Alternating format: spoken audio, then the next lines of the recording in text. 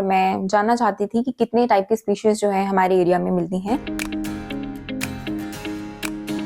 हरियाणा में जो एक बटरफ्लाइज़ हैं, उनकी चेकलिस्ट भी अभी तक नहीं बनी हुई है।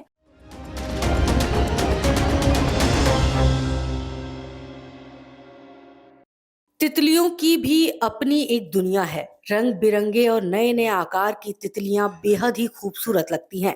लेकिन आज के दौर में तितलियों की संख्या कम होती जा रही है। उसके कई कारण हो सकते हैं, लेकिन ज्यादातर तितलियां खुले आसमान और जहां प्रदूषण कम होगा वहां पाई जाती हैं। पार्क और हरियाली तितलियों का पसंदीदा बसेरा है, लेकिन आज विदिशा गुप्ता ने तितलियों की तरफ हमें आकर्षित करने पर मजबूर कर दिया। विदिशा गुप्ता तितलियों पर खास रिसर्च कर रही हैं। उन्हें तितलियों से बेहद प्यार है। स्टार्टिंग से मेरा जो रुझान था वो वाइल्ड लाइफ की तरफ था, तो मैं चाहती थी कि मैं कुछ ऐसा टॉपिक एक्सप्लोर करूं जो कि अभी तक ना एक्सप्लोर किया हुआ हो। तो तितलियां जो है, बटरफ्लाइज में मुझे स्टार्टिंग से ही इंटरेस्ट था और मैं जानना चाहती थी कि कितने टाइप की स्पीशीज़ जो है हमारे एरिया में मिलती हैं और कितने टाइप का नंबर है उनका और कहाँ-कहाँ पे वो ज़्यादा मिलती हैं, किस-किस हैबिटेट में मिलती हैं। तो इस तरीके से और प्लस हमारे हरियाणा में जो एक बटरफ्लाइज़ हैं, उनकी चेकलिस्ट भी अभी तक नहीं बनी हुई है। तो इन सब से मुझे जो था थोड़ा इंस्पिरेशन मिला कि मैं जो ये बटरफ्लाइज़ वाला जो एरिया है, इसको एक्सप्लोर करूँ। क्योंकि जिस तरीके से हमें बर्ड्स के बारे में नॉलेज होती है कि ये वाला बर्ड ये है, लेकिन तितलियाँ जो हैं, वो उनके बारे में हमें बहुत कम नॉलेज है। यमुनानगर में आपने जो रिसर्च किया अभी तक कितनी रिसर्च आपकी हुई है? कितनी जो है तितलियाँ हैं उस पर आपको पता लगा कि इतनी प्रजातियाँ हैं तितलियों की? सर, मेरे को अभी तक रिसर्च करते हुए 7-8 महीने हो चुके हैं और इस रिसर्च में मैंने अभी तक देखा है कि मुझे 70 से भी ज़्यादा जो तितलियाँ हैं, एप्रॉक्स 75 जो बटरफ्लाइज़ हैं, मैंने अब तक देखी हैं। और यमुनानगर के मैं कई जगहों पे रिसर्च कर रही हूँ, जैसे कि जिंदल पार्क हो गया, गोविंदपुरा हो गया और कलेसर के जो बाहरी इलाके हैं, आउटस्कर्ट एरियाज़ जो हैं कलेसर नेशनल पार्क का, हथनी कुंड बैराज है, हर्बल पार्क है, इन जगहों पे मैंने रिसर्च करी है और अब तक मैं 75 प्लस स्पीशीज़ जो हैं वो बटरफ्लाइज़ की देख चुके हूँ। बातचीत में विदिशा गुप्ता ने बताया कि उन्होंने करीब 6 महीने के भीतर तितलियों की करीब 70 प्रजातियों पर गहनता से रिसर्च किया है।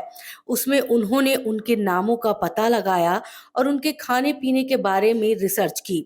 लेकिन उनकी तितलियों के प्रति उत्सुकता कैसे बढ़ी, ये भी उन्होंने बताया। तो कैसे आपका मार्गदर्शन कौन करता है? कैसे आपको उनकी चीज़ों के बारे में पता लगता है? तो कैसे आपने उनकी तरफ ध्यान दिया? सर, इस टॉपिक में मेरा जो मार्गदर्शन है वो मेरे जो गाइड हैं डॉक्टर परमेश कुमार, वो कर रहे हैं। उन्हीं के साथ में हमारे जो चेयरपर्सन हैं डिपार्टमेंट के डॉक्टर दीपक राय बब्बर, उनका भी काफ़ी सहयोग रहा है इन पूरी रिसर्च में मेरे। तो सरकार को किस तरह आप मदद चाहती हैं इस तितलियों के रिसर्च में? सर, सरकार से मेरी सिर्फ़ इतनी ही मतलब मैं चाहती हूँ कि जब तक मैं इस टॉपिक पे अपनी रिसर्च ख़त्म करूँ, इन तितलियों के बारे में ज़्यादा से ज़्यादा जानकारी मुझे मिल पाए।